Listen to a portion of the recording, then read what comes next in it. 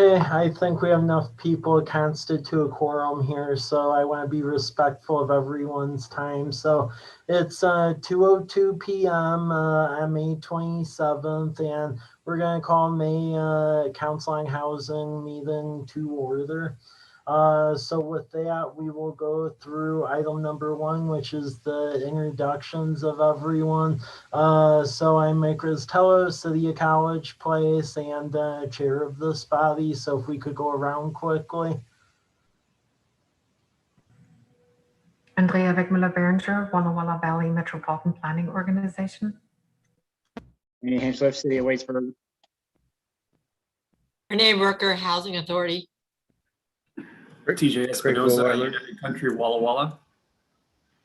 Craig Vohweiler, Alliance for the Homeless.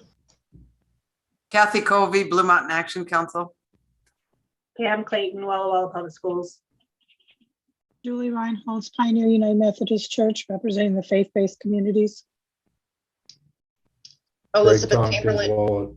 Go ahead, Elizabeth. Sorry, Greg. Elizabeth Chamberlain, City of Walla Walla. Greg Tompkins, Walla County Commissioner. Okay, thanks everyone. So now we will go to item number 2, which is approval of the April 22nd, 2021 minutes. I'll entertain a motion.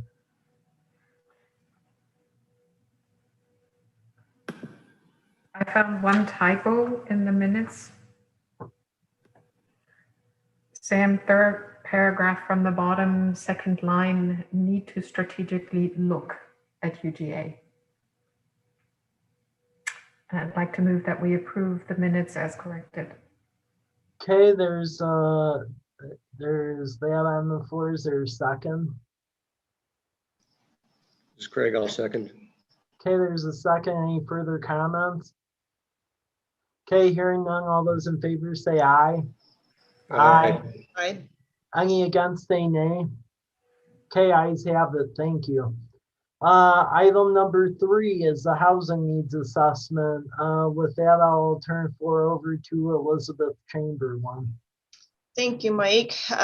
So to update the group on where we're at with the Regional Housing Action Plan, we are scheduled to have a joint meeting with the planning commissions from the cities of College Place, Dayton, Waitsburg, and Walla Walla on Monday, June 7th. That will be at 7 p.m. Still via Zoom, just because of the larger group of the commissioners, and it was probably the easiest way to still have everyone participate.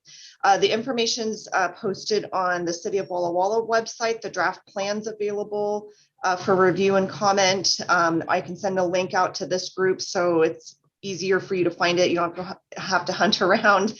And then once we have the joint meeting, then each city will finish the sort of the adoption process through their own planning commissions and city councils. So we're sort of in kind of the home stretch for the housing action plan, which is great.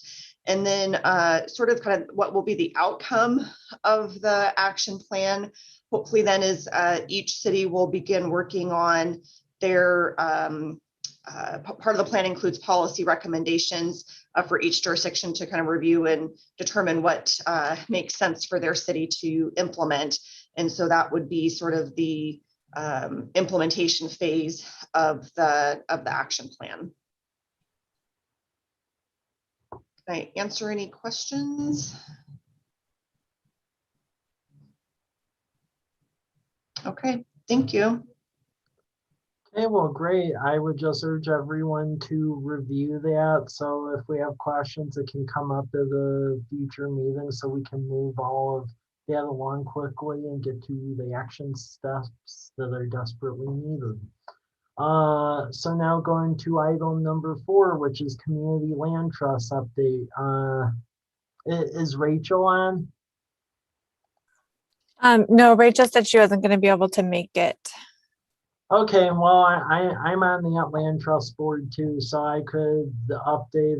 I'll just ad hoc and tell everyone what's going on. So the initial land trust board has been constituted. We are meeting and getting the incorporation papers getting all of that filed, and then starting to get the bylaws set up, and then grants are being written, because in order to move something this extensive, you really need to have an executive director doing that, because just to think a part-time board's going to be able to push a whole land trust is a bit disingenuous. So there are grants being filed for that to essentially provide the seed funding to the executive director position, which then can start achieving everything that's going to be set forth in the bylaws. I do know that there was a presentation made to City of Walla City Council. I know that there's going to be a schedule going in for a follow-up presentation going on out in Dayton, and then College Place is going to have a presentation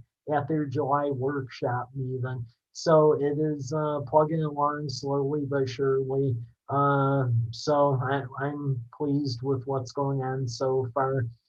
Is there any questions, comments, thoughts about that item? How much money do you need for an executive director? I think to get that started, probably around 50,000 or so for the salary, and then for fringe and insurance, probably about an additional 20,000 or so. So grand total of like 70 to 75,000 to cover everything. I know in past experience, there's enough smaller grants come out where it'll take some work, but I believe we can cobble it together.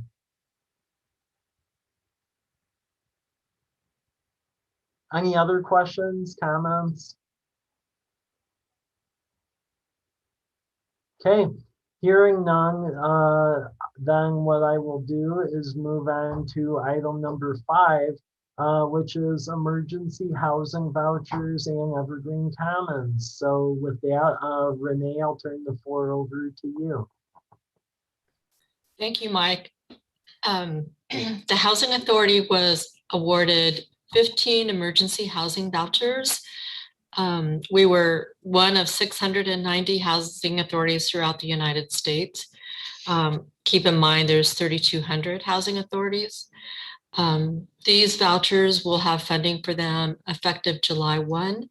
We will be entering into a memorandum of understanding with the county and Blue Mountain Action Council, as all of the referrals for the program must come through coordinated entry. The funds come with some additional dollars to assist with case management and some other items.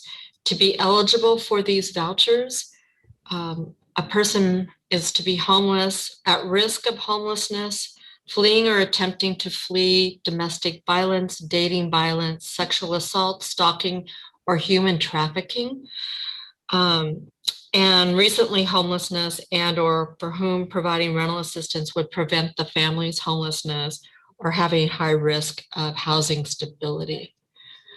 We've also, not everyone who was awarded vouchers are going to take them. So we have asked for an additional 10 if there is any available. So I'll entertain any questions.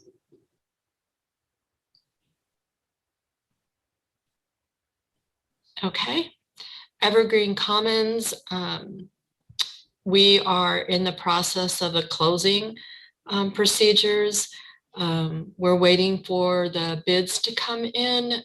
They're due to us the end of June. We'll hope they'll get in sooner. We've had some preliminary conversations with the contractor, and every day is a moving target on pricing, as many of you are aware of. Doing any home improvements or building on your own, you might as well build, as I have mentioned to the Housing Authority Board, you might as well build with gold versus wood. So it's that expensive. It's just the availability is just not there for most of the components we need for building. So pretty much stay tuned at this time. And a reminder, it's 29 units of permanent supportive housing for the community.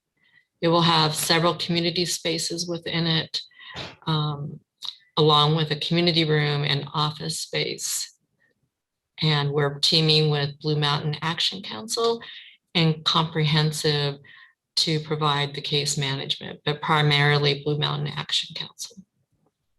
And I'll entertain any questions.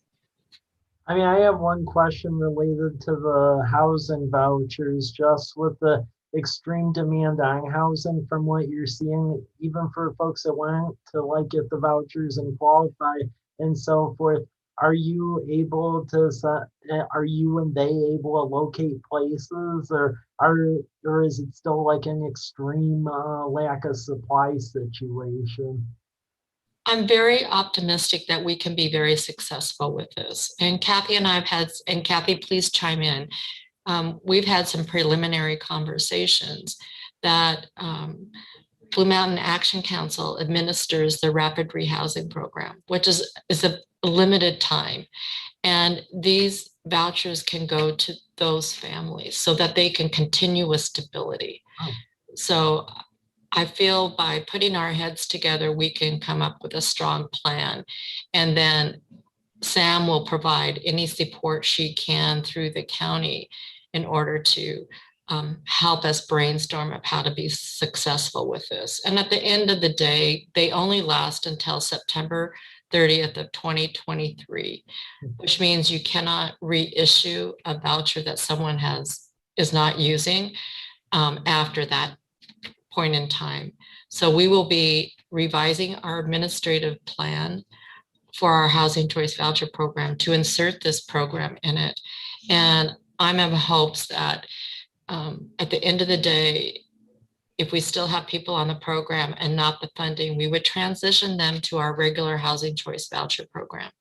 And the board has done that for our tenant-based rental assistance program that's targeted to homeless. And so I don't see a barrier with that. So that will go to their June board meeting for us to implement the program. Okay, thank you. Any further questions or comments on this topic? Kathy, did I Renee, miss where- anything? Oh, sorry. So Renee, where is Evergreen Commons? It's on the corner Where? of Roosevelt and Evergreen. We own the lot. We have for several years. Renee, I have a quick question for you. Being that the moratorium is going to end June 30th, how much longer do you anticipate funding will be available to help people with rent assistance, or will it expire anytime soon? I'm passing that baton to Kathy Covey, the CEO of the Blue Mountain Action Council, as she administers that program.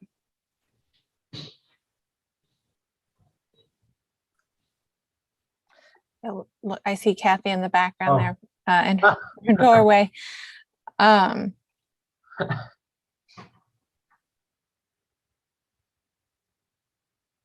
Sorry, was there a question? I'm sorry. Yeah, What was it? It was, how long will the your emergency rent assistance last, Kathy? TJ was asking the question, the moratorium being over June 30th, and will you have available funds? So I passed the baton to you because we don't administer that program. Oh, yeah. And, I think that's next on the agenda. And as the person I was just speaking to said, shoot, I meant to get Sam some figures for where we're at. But, I think the important thing is we have extra staff hired. Those staff are ready and willing to spend all that money. And we're also hearing, and Sam, maybe you can shed some light on this, that there's an additional, Liz threw out the other day, 7 million. I don't know where this is all coming from, but I know that we have spent a substantial amount of money when you consider we just got the, the green light not that long ago, hired these staff, et cetera. We think it's going to last until we don't need it anymore. Sam, maybe you'd have a better. Yeah. Yeah, I'm happy to add to that. So, and we have two rent assistance funds right now, the eviction rent assistance program, which is the state funding that came early on, and then the Treasury rent assistance program, which is the funding that is coming through the Treasury Department. And that launched just in March. I mean, it came a little sooner, but as far as locally getting the contracts in place and that sort of thing. So ERAP, the eviction rent assistance program, Commerce has added funds to that, and we have already nearly spent out the full extent of those funds. The ERAP funds we could use through September, or I'm sorry, through, I think it's June of this year. It's not going to be a problem. And I believe that, well, actually, I know that BMAC has already begun dipping into the Treasury rent assistance program because their portion of the ERAP funds were spent out last month. So just between March and April, it was a little more than 260,000, and that served 80 households in just those 2 months. And they've been serving folks since September of last year with rent assistance, and that's past due rent, and then also up to 3 months of future rent at a time. Based on income and based on the impacts of COVID. And then Walla Immigration Rights Coalition has also been providing rental assistance with ERAP funds. And we're talking with Neutral Ground on how do we assist families once the moratorium is lifted, with making sure there's a quick connection to rent assistance funds to avoid evictions as much as possible. So those conversations are ongoing. And I think the program, I think that Neutral Ground is also familiarizing themselves. And perhaps we can see if they can join us for the June Council on Housing meeting to share more about that particular program. And we will probably have more information then on what that partnership will look like. So Sam, could we also have someone from Northwest Justice or that to just give the highlights of the revised landlord-tenant law that was passed this session? Because it will impact about the rent. There are sections in there. So I think it would be helpful to educate this body. I think Northwest Justice and BMAC, we've got a grant to help people with this mediation that needs to take place before they can do the unlawful detainer. We're talking about perhaps being in the courtroom on certain days so that when they are asked by the judge, have you seen BMAC yet? That we can actually be a stop they make on the way out. I don't know how all that's going to unfold, Renee, but it's huge. And Northwest Justice and BMAC could talk about that kind of service maybe on the next agenda for this meeting next month. Yeah, I'm talking about that, Kathy, but the other nuances that were revised in the landlord-tenant law that I feel is super important as this body. Part of our charge is to do education. And I'm sure most landlords in the community are not on top of that. Mm-hmm. And gotcha. I would hate anyone to get themselves in a jam. Right. I like that. And I mean, one thing I would advise too for the folks who are working on this like aid, so our residents are aware of it too, is beyond having it on the website, maybe having some outreach people available at the farmers markets. Because I know at the College Place farmers market would amaze you the amount of people just show up there who want general information for things going on that really don't have full awareness of everything. So that's something I would urge as well. Excellent. I just did, Sam, if you don't mind, I did ask Liz for some numbers for you, and the TRAP through the month of May, which I guess we're still working on another day here, but we've spent 191,625 and have assisted 105 households. So I think that number can be at least quadrupled over the next month, maybe more. Because, you know, some of that month was really gearing up and getting people trained about our systems.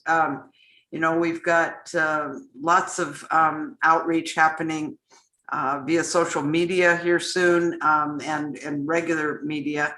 And we have geared up to have a separate individual at the reception desk. We're going to start to open up a little bit, but we have a reception. We're going to second receptionist, because we literally think between energy assistance, utility assistance, and this rent assistance, we're going to have a full-time person directing traffic, either walk-in or phone traffic, along with everything else we do here. So we're gearing up for that, and I think we're going to have some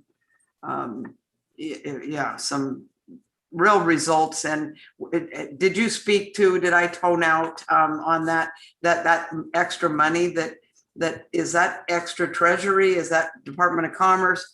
She heard something about 7 million, or doubling what we have currently or something. Yeah, I believe that's through the Treasury. And because we are part of the balance of state, we go through Commerce for all of that. And it has been, I know that they've been scrambling to try to get the updated information and then changes to guidelines out to us.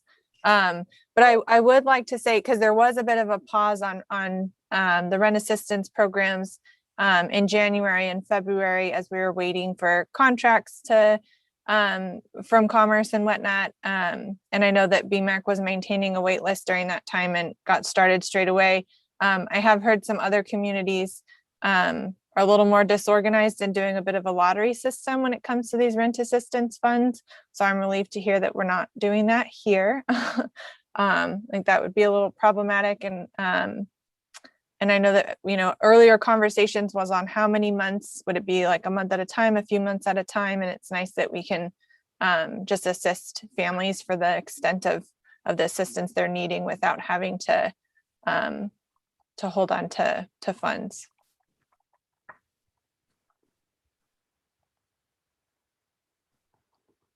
Okay, great. Any more questions, comments, or thoughts on this, Mather? Okay, hearing none. I mean, touched pretty much on some item number 6. Is there any more content to expound on for that? I think maybe I will add, 'cause I don't have the answer yet, but we do have our Consolidated Homeless Grant includes some rental assistance. And because both the ERAP and TRAP contracts have a timeline of when funds need to be spent, and TRAP, we're still waiting for an update now that the funds have been expended, or the allowable use date extended through September of next year. And it sounds like they may be extending it even further than that. We initially were supposed to spend 65% of those funds by the end of September of this year, or Treasury could reallocate them. We're still waiting to hear an update on whether or not that's the case. However, our existing contracts, I have some digging to do to find out from Commerce any impact that it'll have us not using those funds from existing contracts due to the timelines that we have with this rental assistance money. So I know that the Consolidated Homeless Grant is one of them that we might not spend out like we usually would due to these funds that are only temporary. So just so this group knows. Great. Is there any further questions on item number 6? I'd just like to make a quick comment.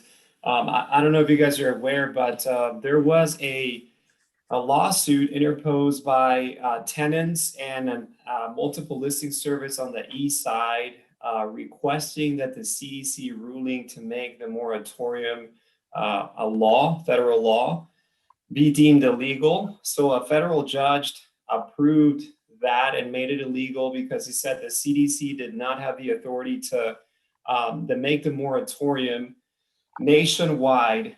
So the Department of Justice has appealed the ruling from the judge to see whether they can revise that. But I think if that is upheld, it's going to have significant consequences, and we will see an interesting chain of events unfold as a result of that, because a moratorium would be ruled illegal, and we would just see a lot of things unfold as a result of what would come after. So it's still in the appealing process, but there's nothing yet decided. Okay, good information. Is there any questions about that?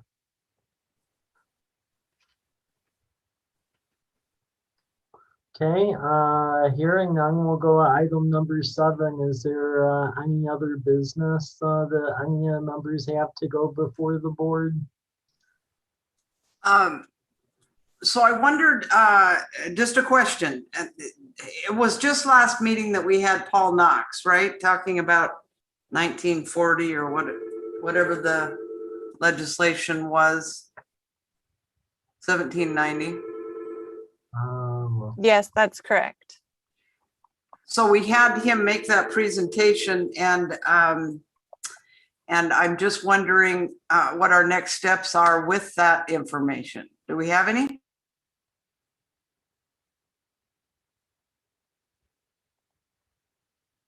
I'll entertain any thoughts from members of the body on this.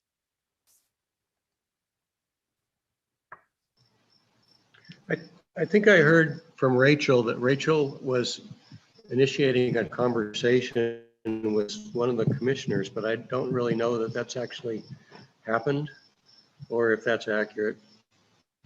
But I don't think anyone's actively working. I mean, the only thing that is being worked on is there is a part of the implementation task force for the Community Council Affordable Housing Study. It's exploring this, that whole sales tax concept, and potentially, if we were to go that route, what geography and under what paradigm would that be perceived by? I would say that's just in the exploratory section of this. There's nothing concrete as of yet that I'm aware of. So I did a presentation to our council work session on Monday, and it was affordable housing toolkit options. And I went over a lot of the work that has been accomplished already to date, what's currently in the works, and then some new potential toolkit options that the city could look at. And I did bring up the sales tax auction for us to contemplate. The time frame that I gave council to work on that. Give me just a second to pull it up here.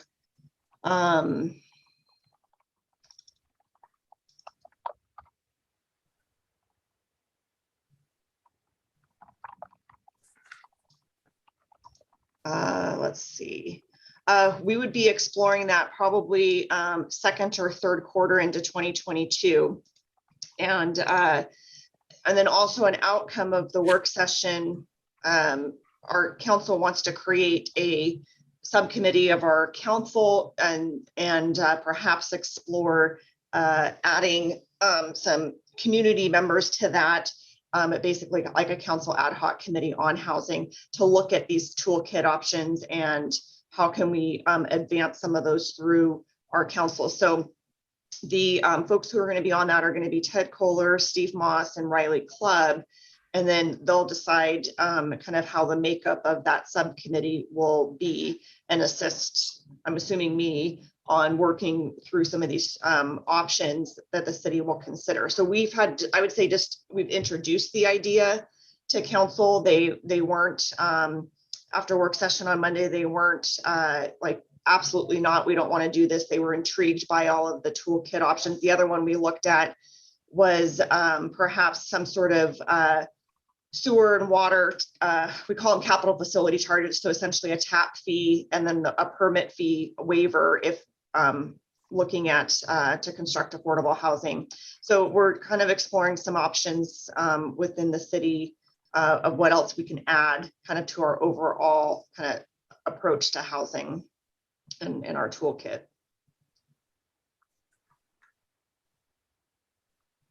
If you're interested, I'm happy to give the same presentation to this group too at an upcoming meeting.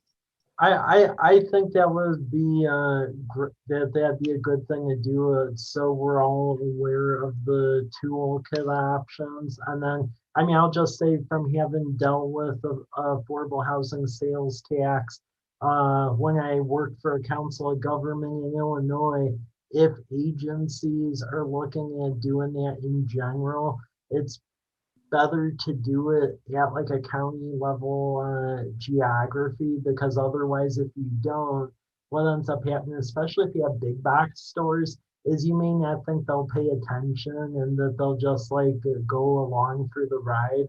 But when I was in the south suburbs of Chicago, we had one village that instituted an affordable housing sales tax, and one village right across the street that didn't.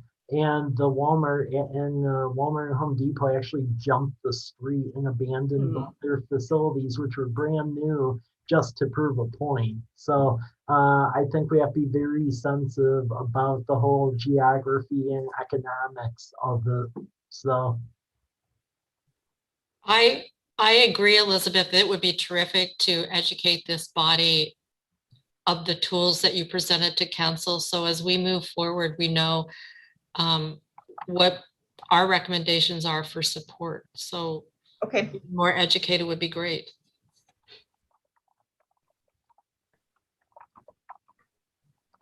Yeah, so is there any other comments on this item or matter? I would just say that I love that we already have some like guest speaker recommendations and things to look forward to for our next meeting.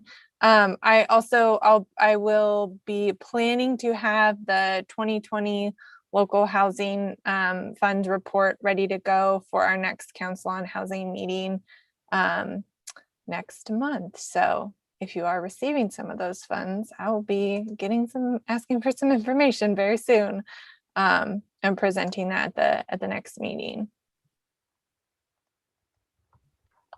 And then the other thing that we can for a future meeting, although it won't be ready for prime time by the next meeting, so this would be more so for fall, because they're going to issue rulemaking on it in late July. But the state has finally adopted tax increment financing, and that is an economic development tool to put in infrastructure. You can, depending on what you're doing with it, you can also acquire real estate with it, or even develop with it. So that is another potential option to finance some housing related activities, because luckily the TIF bill that passed was fairly broad in scope. So it's definitely a malleable tool for economic development, but they aren't going to have the rules done on it until July 25th. So.